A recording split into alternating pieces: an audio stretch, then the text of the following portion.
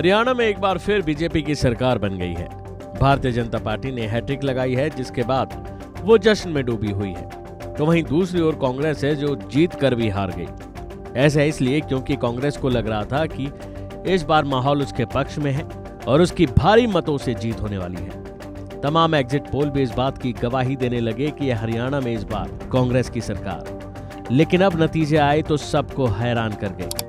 इसको लेकर जम्मू कश्मीर के पूर्व राज्यपाल सत्यपाल मलिक ने कांग्रेस की हार, ईवीएम और जाट गैर जाट के मुद्दे पर खुलकर अपनी बातें रखी और कांग्रेस की हार के कुछ कारण बताए। हिंदुस्तान से खास बातचीत में उन्होंने कई जवाब दिए। उनसे पूछा गया कि जम्मू कश्मीर और हरियाणा के चुनाव पर आप क्या सोचते हैं, तो उन्होंने कहा कि जम्मू कश्मीर में तो वैसे ही नतीजे आए जैसा कि सोचा था, पर हरियाणा के नतीजे बिल्कुल उम्मीद से अलग थे।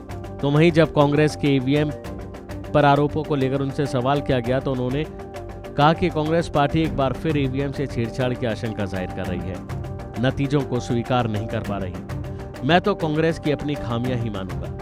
कांग्रेस में एकता नहीं थी। आखिरी दिन तक दिखता रहा कि कांग्रेस बटी हुई है। कांग्रेसी लोग मेहनत नहीं करते। बीजेपी के लोग 24 घंटे राजनीति करते हैं। फिर उनके अनुषांगिक संगठन हैं, उनके मुकाबले ये लोग कम मेहनत करते हैं। इसके बाद जब उनसे पूछा गया कि हार के लिए आप आखिर किसे जिम्मेदार मानते हैं, भूपेंद्र सिंह हुड्डा को या फिर राहुल गांधी को, तो उन्होंने कहा कि कोई भी अकेला जिम्मेदार नहीं है। राहुल गांधी तो कतई नहीं और भूपेंद्र हुड्डा भी नहीं। उन्होंने ये भी कहा कि कुमारी शैलजा और भूपेंद्र हुड्डा को एक साथ चुनाव लड़ना चाहिए था। आखिरी तक लगता रहा कि कुमारी शैलजा और भूपेंद्र अलग अलग पार्टी हैं। इसके साथ ही उन्होंने जाट और गैर जाट के मुद्दे पर कहा कि हरियाणा में जाट गैर जाट नहीं था। हाँ, इतना जरूर था कि शैलजा की वजह से दलित वोट कांग्रेस को नहीं मिला। पिछड़ा वोट भी बैकवर्ड सीएम की वजह से उन्हें नहीं मिला। तो वहीं चुनावी नतीजों पर क्या कहा पूर्व सीएम भूपेंद्र सिंह हुड्डा ने, ये भी सुन लीजिए। जो नतीजा है हरियाणा का आश्चर्यचकित करने वाला है, क्योंकि हर आदमी समझता था कि हरियाणा में कांग्रेस सरकार बनाने जा रही है। चाहे आप मीडिया के आदमी हो, चाहे आपके एक्सपर्ट हो, चाहे आईबी हो, चाहे कोई भी एजेंसी हो, सबकी ये रिपोर्ट सर्वे सारे सर्वे ये आए थे। लेकिन ये हुआ, पोस्टल बैलेट की गिनती शुरू होती है तो हर जगह कांग्रेस लीड करती है। ईवीएम की शुरू होती है तो कांग्रेस जाती है।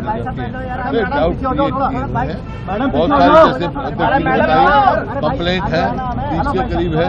बहुत सारी तो रिटर्न कंप्लेंट आ गई है और वर्बली बहुत आए हैं सबके। हमारे पास टेलीफोन आया जब काउंटिंग हो रही थी। कई जगह काउंटिंग डिले की गई है। कई जगह ये कहा गया बार बार पोस्टल बैलेट पहले गिनती कीजिए, लेकिन कई जगह नहीं की गई, बाद में की गई। ऐसे कई कंप्लेंट हमने दी है और इलेक्शन कमीशन ने अश्योर किया, वो सारे कंप्लेंट देख रहे हैं। करीब 20 शिकायतें जो हमारे पास आई हैं, उनमें से 7 लिखित शिकायतें जो अभी आई हैं 7 कॉन्स्टिट्यूएंसीज से, जिसमें बैटरीज का खास तौर पे जो 99% बैटरीज दिखा रही थी काउंटिंग के दिन, और बाकी मशीनें जो सामान्य थी वो 60-70% दिखा रही थी। उससे हमने चुनाव आयोग को अवगत कराया। अभी के लिए फिलहाल इतना ही। बाकी अपडेट्स के लिए बने रहिए वन इंडिया हिंदी के साथ।